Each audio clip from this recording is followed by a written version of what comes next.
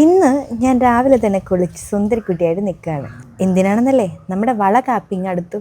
അപ്പം മെഹന്തി ഇടാനായിട്ട് ഇന്ന് മെഹന്തി ആർട്ടിസ്റ്റ് വരും. ശരത്തേട്ടൻ വെളുപ്പിന് 4 മണിക്ക് തന്നെ വർക്കിന് പോയതുകൊണ്ട് എൻ്റെ ഉറക്കം അപ്പോഴേ പോയി. പിന്നെന്ത് ചെയ്യാനാ, കുളിച്ച് റെഡിയായി നട്ട്സ് ഒക്കെ കഴിച്ച് ഫുഡൊക്കെ കഴിച്ചിരിക്കാമെന്ന് വിചാരിച്ചു. ഫുഡ് കഴിച്ചുകൊണ്ടിരുന്നപ്പോൾ ഒരു കോൾ വന്നു. ഹോസ്പിറ്റലിൽ നിന്നായിരുന്നു.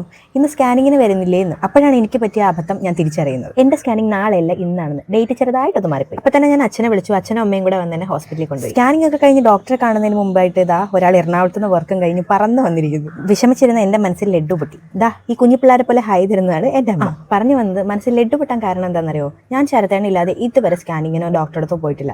കറക്റ്റായിട്ട് ഡോക്ടറെ കാണുന്ന സമയത്ത് ശരത്തേട്ടൻ വന്നപ്പോൾ എനിക്ക് ഒരുപാട് സന്തോഷമായി. നിതാര ഹെന്ന എന്ന് പറയുന്ന പേജിൽ അഞ്ജലിയാണ് എനിക്ക് മെഹന്തി ഇടാൻ വന്നിട്ടുണ്ടായിരുന്നത്. ഞാൻ ചെന്നപ്പോഴേക്കും ആൾ വീട്ടിൽ തന്നെ ഉണ്ടായിരുന്നു. കുറേ നേരം പോസ്റ്റായി പാവം. പോസ്റ്റ് ആയതിൻ്റെ ദേഷ്യമൊന്നും പുള്ളിക്കാരി കാണിച്ചില്ല കേട്ടോ. ഞങ്ങൾ ഫുഡൊക്കെ കഴിച്ച് മെഹന്തി ഇടാൻ സ്റ്റാർട്ട് ചെയ്തു. അമ്മ ചെറുതായിട്ട് എൻ്റെ കാലൊക്കെ ഒന്ന് മസാജ് ചെയ്ത് തരുന്നുണ്ടായിരുന്നു. ഇരുന്നും കിടന്നും ഒക്കെ സംഹൗ നമ്മൾ ലെഫ്റ്റ് ഹാൻഡിലെ മെഹന്തി കംപ്ലീറ്റ് ചെയ്തു.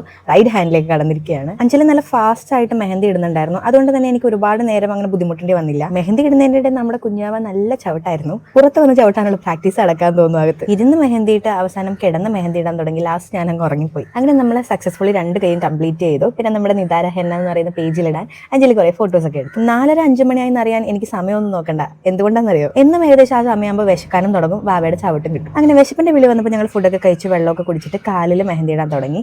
കണ്ണടച്ച് തുറക്കുന്നതിന് മുമ്പ് കാലിൽ മെഹന്തി ഇട്ട് കഴിഞ്ഞു. ചേടാ എന്താ ഇപ്പോൾ ഇത്, മെഷീൻ വർക്കോ?